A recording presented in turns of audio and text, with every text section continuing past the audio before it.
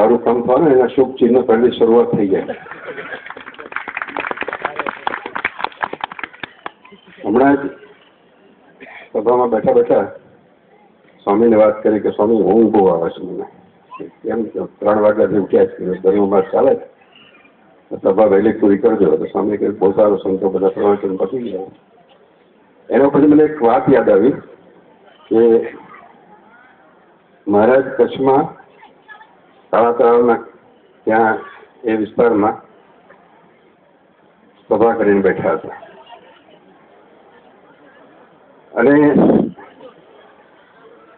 મુક્તાનંદ સ્વામી જરા જોખું આવ્યું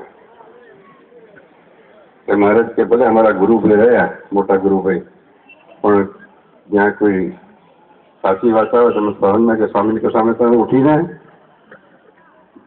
ગામની ભાગોળ જઈને આરામ કરો, ત્યાં જઈને જાઓ.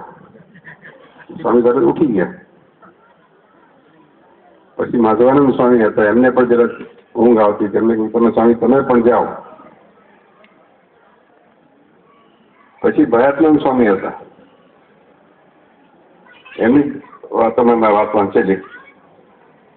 એમને મહારાજ એમ કહ્યું કે મહારાજ તમે પણ ઉઠો. એટલે સ્વામી બહુ રમૂજ કરતા હતા. સ્વામી કહે હા મહારાજ ઉઠે છે એમ કહી શ્રીજી મહારાજને હસતા રહ્યા. એ પણ ઉઠીને ભાગોળે ગયા. જયારે જમવાનો ટાઈમ થયો ને ત્યારે મહારાજે 3 સંતો બોલાવડ્યા. એટલે પૂછ્યું કે શું કરતા હતા?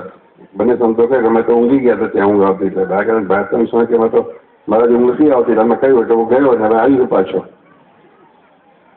પછી તે વખતે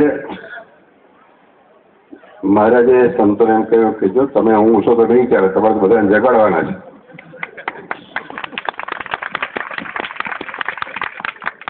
અને એ વખતે મહારાજે એમ પણ કહ્યું કે એક સંતે 10,000 લોકોનું કલ્યાણ કરવાનું છે, આ તમારે નોંધી લેજો.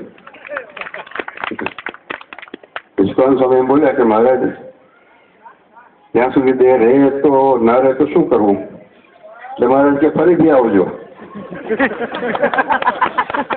એટલે બધા બેઠા છે ને, ખોટા પૂરો નહીં થયો એટલે હવે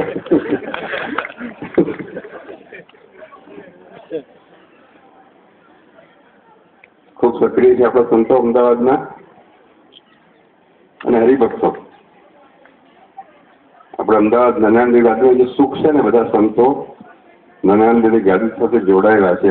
પ્રેમ ભાવ સંતો હરિભક્તોના કુટુંબની ભાવના છે. આપણે એનું જ આપણે સુખ છે. આપણે ત્યાં સત્યવું છે. અને એટલે જ જુઓ ને, દેશમાં વિદેશમાં નવા નવા મંદિરો, સત્સંગની વૃદ્ધિ એ ખૂબ ત્વરિત ગતિએ ચાલે છે. આ ભૂમિમાં એક અજબનો પ્રભાવ છે. મહારાજ બિરાજ્યા નથી ત્યારથી આટલો બધો પ્રભાવ છે. બિરાજમાન થયો ત્યારે કેટલો પ્રભાવ થશે. તો આજના પ્રસંગમાં આયોજકોને અને જે સૂચિત મંદિર છે એમાં દાતાઓ જે પોતાનું યોગદાન આપ્યું છે, લખાયું છે કે આપવાના છે, એ સર્વનો શ્રીજી મહારાજ ખૂબ ઋણું કરે, મારા ખૂબ દાદી થાય એટલું કહેવું છે.